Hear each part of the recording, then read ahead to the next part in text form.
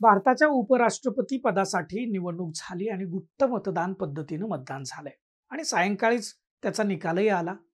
एनडीएचे CP Radhakrishnan यांना 452 मतं मिळाली, तर विरुद्ध इंडिया आघाडीच्या सुदर्शन रेड्डी यांना 300 मतं मिळाली.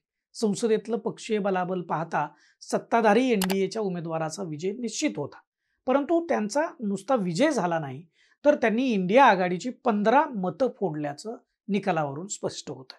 त्यामुळे या निवडणुकीमध्ये इंडिया आघाडीतून कोण फुटलं याविषयी देशभर चर्चा सुरू आहे.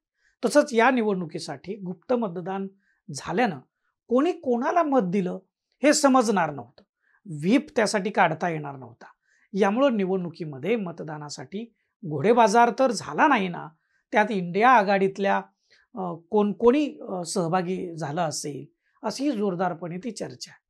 त्याचबरोबर इंडिया आघाडीची एकजुटीनं मोड बांधण्यामध्ये पंतप्रधान नरेंद्र मोदी यशस्वी जसे ठरले, तसं विरोधी पक्षनेते राहुल गांधी मात्र अपयशी ठरलेत का, याच मुद्द्यावर आपण या व्हिडिओमध्ये बोलणार आहे.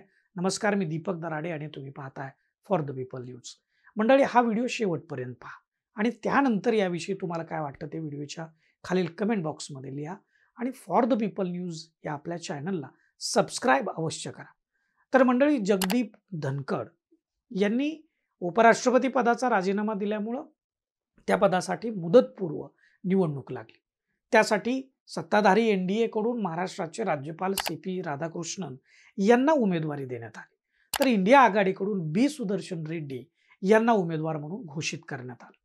आपल्या संसदेमध्ये म्हणजे राज्यसभा आणि लोकसभा मिळून 781 खासदारांची संख्या आणि यामधून ज्याला 386 मतं मिळणार आहेत तो उमेदवार राष्ट्रपती होणार होता. उमेदवार घोषित झाल्यानंतर एनडीए आघाडीनं त्यांना 429 जणांचा पाठिंबा असल्याचं सांगितलं होतं. तर इंडिया आघाडीला 324 जणांचं समर्थन आहे असं त्यांच्याकडून सांगण्यात आलं होतं.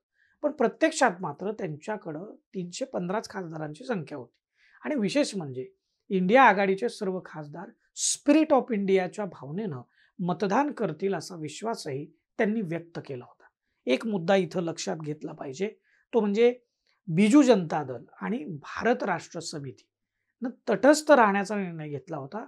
त्यांच्या 11 खासदार मतदानामध्ये सहभागी होणार नव्हते.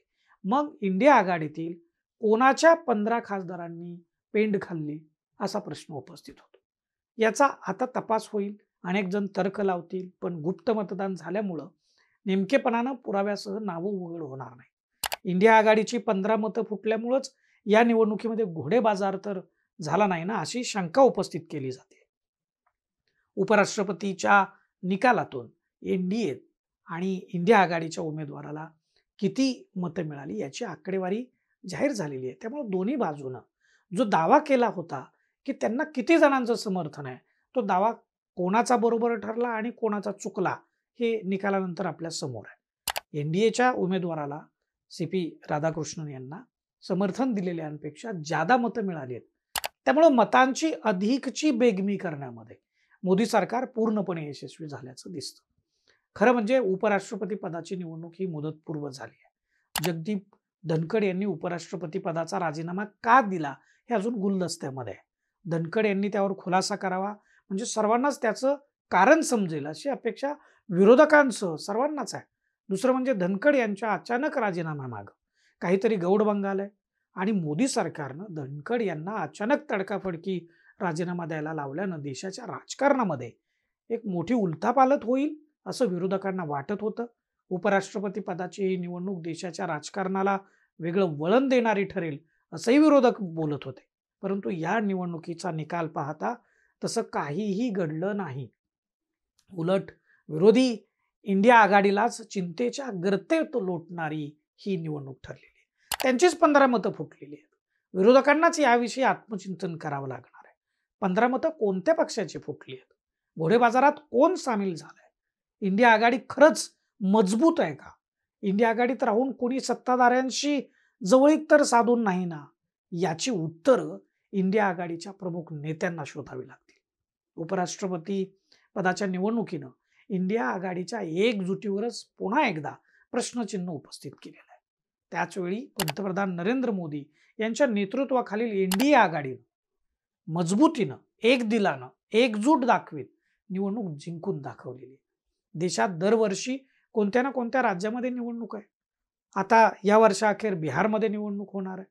त्यानंतर पश्चिम बंगालमध्ये निवडणूक आहे आणि पुन्हा आल्याच लोकसभा निवडणुका जवळच त्यानंतर असणार आहेत. इंडिया आघाडी अशीच जर निवडणूक लढवीत राहिली तर त्यांच्या हाती यश हे कसं येणार आहे? कसं त्यांच्या हाताला यश लागणार आहे? उपराष्ट्रपती पदावरून जगदीप धनखड यांना अचानक का काढलं हा प्रश्न अनुत्तरित आहेच. त्याविषयी मोदी सरकारकडून तसंच खुद्द धनखड यांच्याकडून सुद्धा खुलासा व्हावा हे अपेक्षितच आहे. परंतु तरीही या मुदतपूर्व झालेल्या उपराष्ट्रपती पदाच्या निवडणुकीत मोदी सरकारनं राजकीय बाजी मारल्याचं निर्विवादपणे दिसतं आणि त्याचवेळी पुन्हा एकदा राहुल गांधी इंडिया आघाडीची ही मोड बांधण्यामध्ये अपयशी ठरल्याचं दिसतं. अजूनही राहुल गांधींना नरेंद्र मोदींच्या विरोधामध्ये मजबूतीनं लढा उभा करता येत नाही. विरोधात विखुरलेल्यांना एकत्र बांधता येत नाही. हे पुन्हा एकदा या निवडणुकीनं दाखवून दिलंय.